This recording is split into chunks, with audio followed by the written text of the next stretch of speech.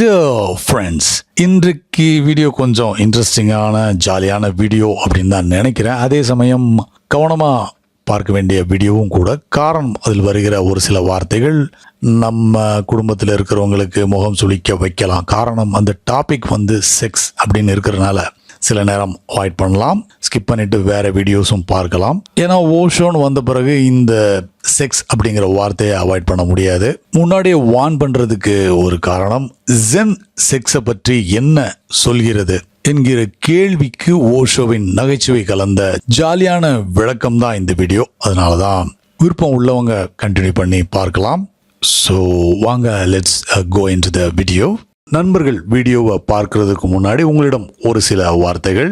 நமது சேனலுக்கு ஆரம்பத்திலிருந்து தொடர்ந்து ஆதரவு கொடுக்கும் அனைவருக்கும், அதே மாதிரி இப்போ சமீபத்தில் சப்ஸ்கிரைப் செய்து ஆதரவு கொடுக்கும் நண்பர்களுக்கும் டீம் சார்பாக என்னுடைய மிகப்பெரிய நன்றி.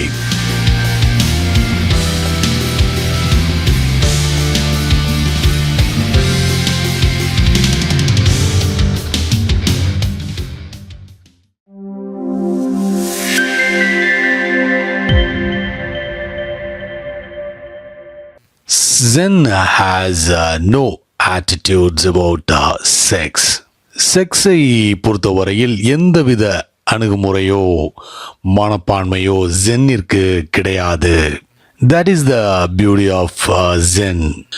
ஒரு விஷயத்தின் மேலிருக்கும் மனப்பான்மை அல்லது ஆட்டிடியூட் என்று வரும்போது, அந்த விஷயத்தை பற்றி ஏதாவது ஒரு வகையில் அதிகமான ஈடுபாடு கொண்டிருக்கிறோம் அல்லது அப்சஸ்டாக இருக்கிறோம் என்று அர்த்தம்.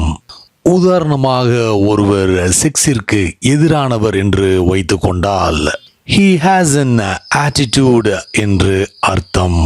இன்னொருவர் செக்ஸை ஆமோதிக்கிறார் என்றாலும் he has an attitude என்றே அர்த்தம்.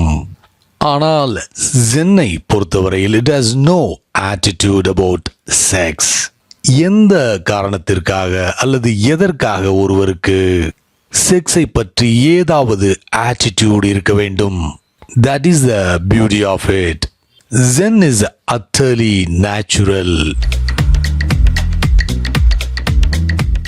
உங்களுக்கு தண்ணீர் குடிப்பதை பற்றி ஏதாவது ஆட்டிடியூட்ஸ் இருக்கிறதா? சாப்பிடுவதை பற்றி you have any attitude? இரவு தூங்கச் செல்வதை பற்றி ஏதாவது ஆட்டிடியூட்ஸ் இருக்கிறதா? No attitudes. எனக்கு சில பைத்தியக்காரர்களை தெரியும். அவர்களுக்கு நான் குறிப்பிட்ட இந்த மூன்றின் மேல் கூட ஆட்டிடியூட்ஸ் இருக்கிறது. 5 மணி நேரங்களுக்கு மேல் தூங்கக்கூடாது என்று ஒருவர் சொல்கிறார். இன்னொருவர் தூக்கம் ஒரு பாவம் என்று சொல்கிறார். இன்னொரு மனிதர் தூக்கத்தை நெசசரி ஈவில் என்று சொல்கிறார்.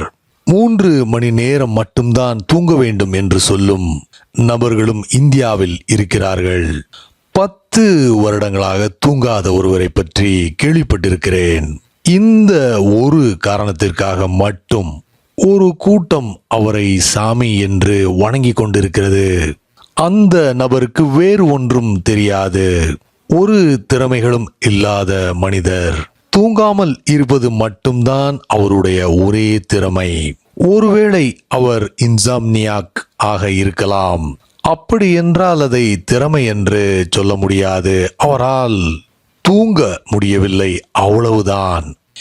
எப்படி ரிலாக்ஸ் செய்வது என்று தெரியாத காரணத்தினால் அவர் ஒரு நியூராட்டிக்காக மாறிவிட்டார். 10 வருடங்கள் தூங்கவில்லை என்றால் பைத்தியம்தானே பிடிக்கும்.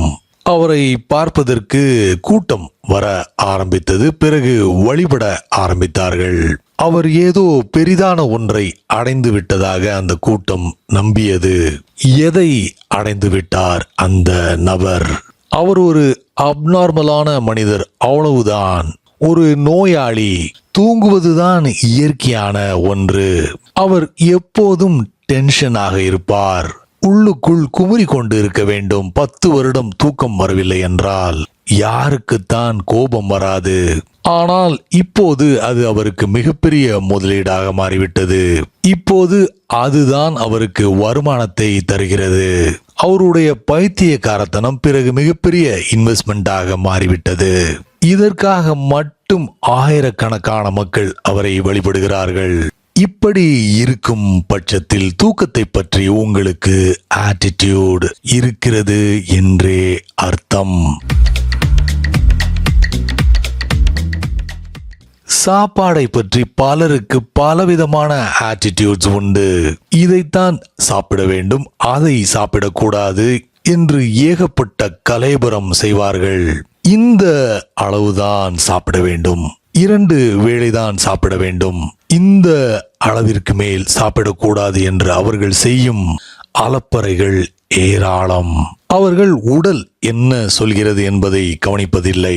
பசிக்கிறதா பசிக்கவில்லையா என்பதை பற்றி யோசிப்பதில்லை. அவர்களுக்கு சாப்பாடை பற்றி ஒரு ஐடியா இருக்கிறது, அது இயற்கைக்கு முரணாக இருக்கிறது என்ற கவலையே இல்லாமல் எல்லோருடைய வாழ்க்கையிலும் அந்த ஐடியாவை புகுத்த முயற்சி செய்வார்கள். Zen has no attitude about sex. Zen மிகவும் எளிதானது. Zen ஒரு குழந்தை மாதிரி. Zen நமக்கு எதன் மீதும் எந்த ஆட்டிடியூடும் தேவையில்லை என்றே வலியுறுத்தி சொல்கிறது. எனக்கு தெரிந்த நபர் ஒருவர் தும்மலுக்கு எதிரானவர். அவர் எப்போது தும்மினாலும் அவரை காப்பாற்றிக் கொள்வதற்காக உடனடியாக ஒரு மந்திரத்தை சொல்வார். அவர் ஒரு சிறிய முட்டாள் கூட்டத்தை சேர்ந்தவர். அந்த கூட்டம் நாம் தும்மும் போது ஆத்மா வெளியே போவதாக நம்புகிறது. அந்த நேரத்தில் கடவுளை நினைக்க தவறினால் வெளியே போன ஆத்மா திரும்ப வராமல் அப்படியே பரதேசம் போனாலும் போய்விடுமாம். சோ உடனடியாக நினைக்க வேண்டுமாம், போன ஆத்மா திரும்ப கிடைத்து விடுமாம். ஒருவேளை தும்மும் போது ஒருவர் இறந்து போனார் என்றால் அவர் நரகத்திற்குத்தான் நேராக போவாராம்.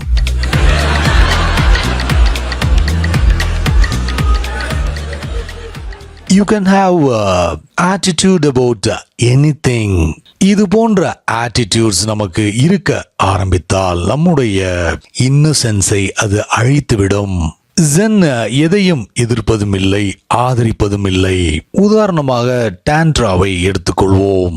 டான்ட்ராவிற்கு செக்ஸை பற்றிய அணுகுமுறை ஆட்டிடியூட் உண்டு.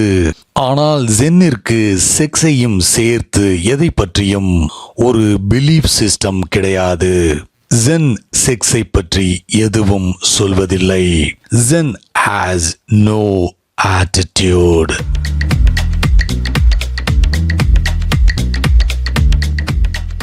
அன்பு நண்பர்களே, இந்த வீடியோ பிடிச்சிருந்தா லைக் பண்ணிட்டு ஷேர் பண்ணுங்க. நிறைய நண்பர்கள் தொடர்ந்து ஆதரவு கொடுத்துக்கிட்டு இருக்கீங்க, அதற்கு ஒரு மிகப்பெரிய நன்றி. இந்த ரெட் கிராக்ஸ் சேனல்ல நிறையவே வீடியோஸ் இருக்கு, பார்க்காதவங்க அந்த வீடியோஸையும் பார்த்து உங்களோட கருத்துக்களை பதிவு பண்ணுங்க. அடுத்த வீடியோ ரெடி ஆயிட்டே இருக்கு. Until then, take care. Bye.